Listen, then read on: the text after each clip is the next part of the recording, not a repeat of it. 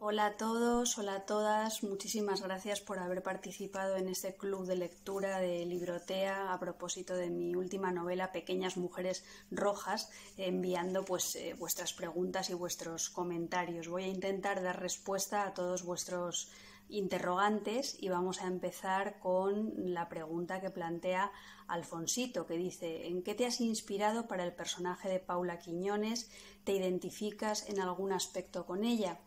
Bueno, pues yo creo que en Paula Quiñones hay fragmentos de muchas mujeres que yo conozco, de muchas mujeres de mi entorno, que se caracterizan por su lucidez, que se caracterizan por su inteligencia, pero que a veces se sienten inseguras, probablemente porque la sociedad en la que vivimos no nos da todavía el espacio que sería necesario.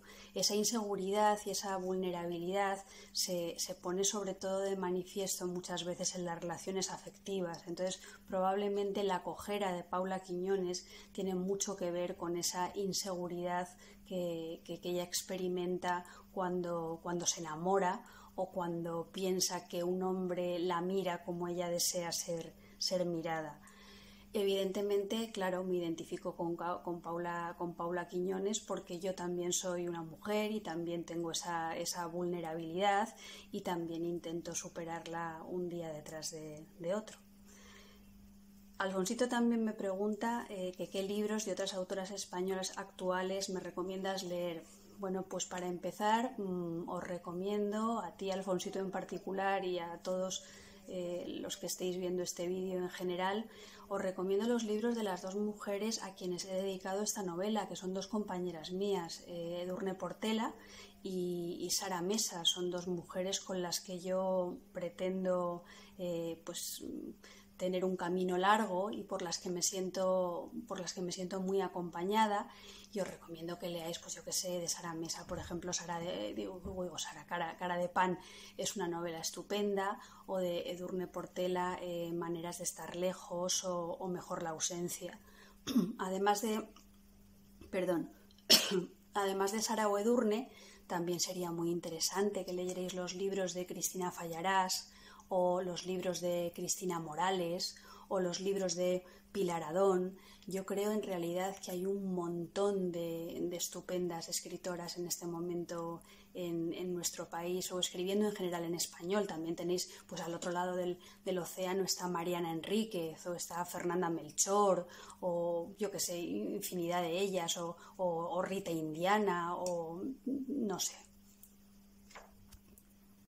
Bueno, voy a dar respuesta en el mismo vídeo a las tres últimas preguntas. La primera es de Caduán, que pregunta: ¿por qué la P minúscula en el título? ¿Cuál es su significado? Bueno, pues la P minúscula en el título es sencillamente una decisión ortográfica incorrecta que se hace para molestar.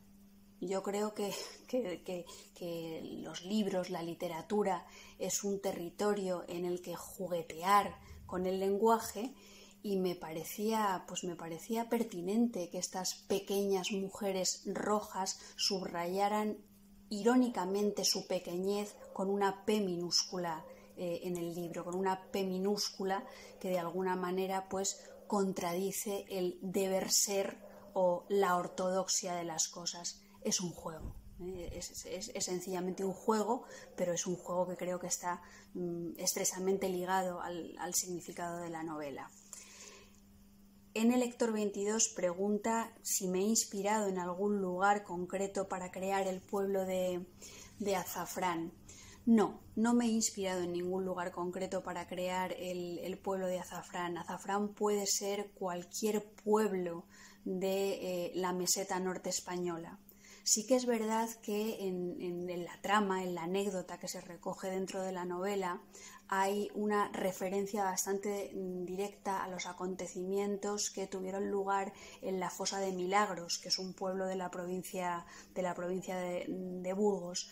Pero sin embargo el paisaje que yo construyo en Pequeñas Mujeres Rojas no se corresponde con el paisaje de Milagros, porque de alguna manera yo quería que este pueblo pudiera ser representativo de muchos pueblos, que no se pudiera asociar únicamente con uno.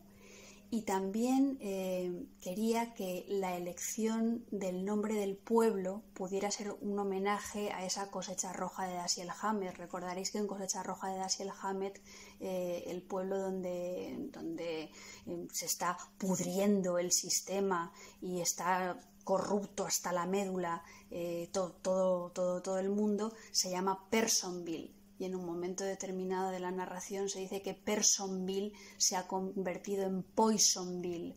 Bueno, pues en Pequeñas Mujeres Rojas, azafrán termina convertido en azufrón. Y me falta la última pregunta, que es la de María Rivero, que se interesa por cuándo voy a escribir una nueva novela. Acabo de acabar esta novela, acabo de acabar Pequeñas Mujeres Rojas y estoy luchando denodadamente por ella, porque evidentemente no es una novela que haya visto la luz en el mejor de los momentos posibles. Ahora creo que lo importante es que todos podamos salir de este momento terrible, que luchemos por las cosas que nos importan, que salgamos adelante y luego pues ya veremos. Bueno, Azupower y N Lector 22 y Edu Gonz Campos me preguntan sobre el asunto de la memoria histórica, ¿no? Me hacen preguntas muy concretas, como por ejemplo qué debería cambiar para que así sea, es decir, para que no olvidemos, para hacer real la justicia histórica y cerrar definitivamente este episodio. Me preguntan por si conozco otros libros sobre la memoria histórica y me preguntan si ahora no estamos más lejos que nunca en España de lograr hacer justicia histórica.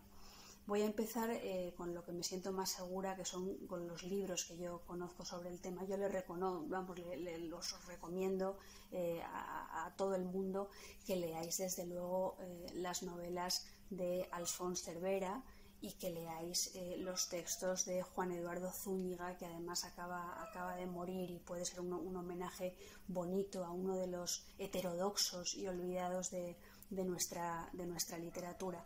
Creo también que Almudena Grandes está llevando un proyecto absolutamente titánico con sus nuevos episodios nacionales. Creo que sin memoria democrática no hay ni la menor posibilidad de poder construir una democracia de calidad. No sé si esto lo vamos a lograr, pero desde luego creo que no podemos echar el empeño en saco roto, ¿no? Y sobre todo no podemos pensar que el pasado es un elemento exótico absolutamente desvinculado del presente. El pasado se proyecta en el presente, por eso creo que es imposible lograr esa democracia de calidad sin no haberle hecho justicia a ese bando de los vencidos, a esas personas que todavía están buscando a sus familiares muertos en las cunetas. Entonces creo que esto es absolutamente imprescindible y que no se puede frivolizar con este tema, que no se trata de venganza, sino que se trata sencillamente de justicia y se trata de justicia y reparación, ¿no? Ahora, claro, estamos en un momento muy delicado. Ahora estamos atravesando por una situación por la que no habíamos pasado nunca. Somos una generación muy afortunada. La nuestra era una generación muy afortunada porque siempre hemos dicho que hemos tenido la suerte de no vivir ninguna guerra, y es verdad. Estamos viviendo una pandemia en este momento. Entonces, yo no sé lo que va a pasar cuando esto acabe, ¿no? Probablemente habrá muchísimas cosas que cambien, pero también habrá muchas cosas que van a seguir igual y sobre las que yo creo que todavía va a merecer la pena que luchemos. Y creo que esas dos de esos asuntos fundamentales son el de la memoria democrática, como decía, y también el de la violencia machista contra las mujeres, que son precisamente los dos temas principales de Pequeñas Mujeres Rojas. Así que os agradezco mucho la pregunta. J. Rod me pregunta, me comenta que a él le gustaría leer el libro, pero que se da cuenta de que es el final de una trilogía. ¿Es posible leerlo sin haber leído los dos anteriores? Yo creo que sí, es posible leerlo sin haber leído los dos anteriores porque para mí esta trilogía protagonizada por el detective Arturo Zarco y por Paula Quiñones, que comienza con Black, Black, Black, sigue con Un buen detective no se casa jamás y culmina con Pequeñas mujeres rojas, pues tiene como hilo conductor, y esto creo que es un elemento común a toda la novela negra, el asunto de la violencia, de esa violencia estructural, de esa violencia sistémica que se nos cuela en nuestras casas y que enrarece nuestra vida cotidiana. Esa violencia que hace de alguna manera bueno el dicho, bueno en el sentido no de que sea bueno, sino de que creo que es comprobable en la realidad de que lo personal es político, ¿no? Pero por otra parte las tres novelas también se centran en la violencia de los relatos, en la violencia de los discursos, en la violencia de esas estrategias retóricas que nos tratan a los lectores y a las lectoras como meros clientes. Entonces, las tres novelas a mí me gusta pensar que funcionan como tres transparencias que al superponerse pues nos dan la imagen de esto que yo acabo de expresar, pero cada una tiene desde luego su autonomía. En el caso de Pequeñas mujeres rojas, yo me he centrado sobre todo en cómo esa violencia se ceba en el cuerpo de los vencidos y de las vencidas en las guerras, y también se ceba muy específicamente en el cuerpo de las mujeres maltratadas, violentadas y que a menudo son víctimas de feminicidio, con lo cual claro que puedes leer esta novela autónomamente y yo espero que te guste y que te satisfaga.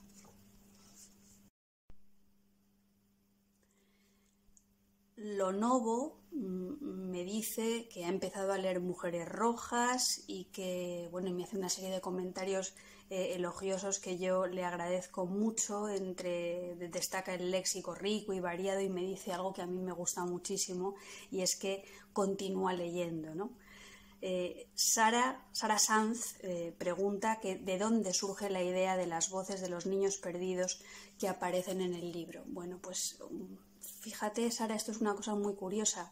Yo me he dado cuenta a posteriori de que la voz de estos niños perdidos que aparecen en el libro, estos niños perdidos y estas mujeres muertas que configuran una especie de orfeón capaz de ver el pasado, el presente y barruntar el futuro desde un punto de vista vitriólico, irónico, lúcido y al mismo tiempo pues muy combatiente, pues esta voz yo creo que estaba ya en un poemario que yo escribí hace ya algunos años que se titulaba Vintage y que abordaba el tema de la memoria personal en relación con el tema de la memoria colectiva. Y ha salido, allí en ese poemario había un texto que se titulaba precisamente Huesos, donde aparecía esta voz polifónica, que probablemente se había quedado dentro de mí como una estrategia o como un recurso al que yo todavía no le había sacado el partido, o con el que yo todavía no había podido expresar todas las cosas que quería expresar. O sea que yo creo que nace de ahí. Ese es el punto de partida de esta parte tan peculiar de Pequeñas mujeres rojas, que es además donde se invita a quienes vayan a leer el libro a que lean despacio. Y en esto me gustaría hacer una pequeña observación, un pequeño comentario, porque yo creo que si Pequeñas mujeres rojas es un libro que tiene una dimensión política muy importante, más allá del tema que aborda, más allá del tema que trata, más allá del tema de la memoria histórica, esa dimensión política se relaciona fundamentalmente con el hecho de que es un libro profundamente literario y que requiere leer despacio y que requiere leer por debajo, intentando ahondar en esos estratos de la memoria que también tienen que ver con la metáfora de la fosa, que evidentemente pues domina un poco lo que sería todo el espacio narrativo. Birni me pregunta que en qué otros libros me he inspirado para escribir esta obra. Bueno, esta obra está plagada de muchísimas referencias literarias, desde Peter Pan y Alicia en el País de las Maravillas hasta Pedro Páramo de Juan Rulfo, pasando por Cosecha Roja de Dashiell Hammett. Y no solamente está inspirada o basada o recoge los hilos intertextuales de obras literarias, sino que también creo que hay un imaginario pictórico muy poderoso presente en la novela y que sobre todo yo creo que lo ejemplifican muy bien los cuadros de Francis Bacon. De hecho, en la misma novela, para iniciar uno de los capítulos, ahora mismo no me acuerdo de qué capítulo en particular, se recoge una entrevista interesantísima que Marguerite Duras le hizo a Francis Bacon hace ya muchos años. Entonces, en esta entrevista, Francis Bacon habla de su sistema nervioso personal y habla de cómo los artistas, los escritores, las escritoras que a él le interesan son esos que son capaces de mostrar su sistema nervioso personal en cada asunto del que tratan, en cada asunto sobre el que escriben o sobre el que pintan. Entonces, yo he querido mostrar mi sistema nervioso personal en esta novela a través precisamente del estilo. Yo creo que en los libros lo importante es cómo se dicen las cosas, porque en definitiva en la literatura cómo decimos es lo que estamos diciendo. En Eje Murcia me pregunta si esta novela es muy diferente a las mías anteriores. Yo creo que todas las personas que nos dedicamos al oficio de escribir, siempre, en realidad, en todos los libros, le estamos dando la vuelta a los mismos fantasmas y a las mismas obsesiones. En mi caso, en esta novela, bueno, pues son los fantasmas del pasado, las voces del pasado encarnadas en ese orfeón de niños perdidos y de mujeres muertas. En mi caso es la idea del cuerpo como texto y del texto como cuerpo. En mi caso es la necesidad de sacar a la luz los elementos de la ideología invisible, de todos esos aspectos ideológicos que tenemos normalizados y que ya no percibimos como tal ideología. Entonces, todo eso está en todas mis novelas y también está en Pequeñas Mujeres Rojas. Pero además creo que en cada libro yo intento buscar un lenguaje nuevo, una manera nueva de decir que se adapte a mi necesidad comunicativa concreta. Entonces, en el caso de Pequeñas Mujeres Rojas, yo quería hacer mucho énfasis en algo que yo no había trabajado de una manera tan exhaustiva, que es esa memoria democrática todavía no resuelta. Entonces, para eso pues he buscado e indagado creo que otros caminos literarios, porque pienso, y creo que en este sentido mi pensamiento se lo debo a las conversaciones que tuve con Rafael Chirves, que en nuestro oficio de escribir el compromiso con la realidad está pues absolutamente ligado con el compromiso con la exigencia del lenguaje literario. Alba me pregunta que cómo definiría la relación del detective Arturo Zarco con Paula y si está inspirada en experiencias de la vida real.